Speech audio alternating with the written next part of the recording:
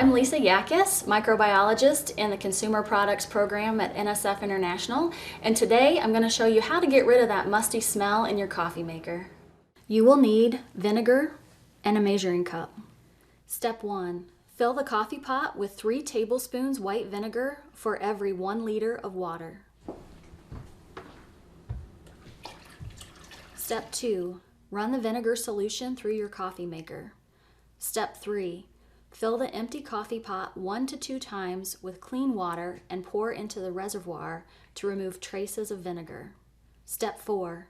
If dishwasher safe, you may be able to also put the filter basket and the coffee pot in the dishwasher for a final cleaning.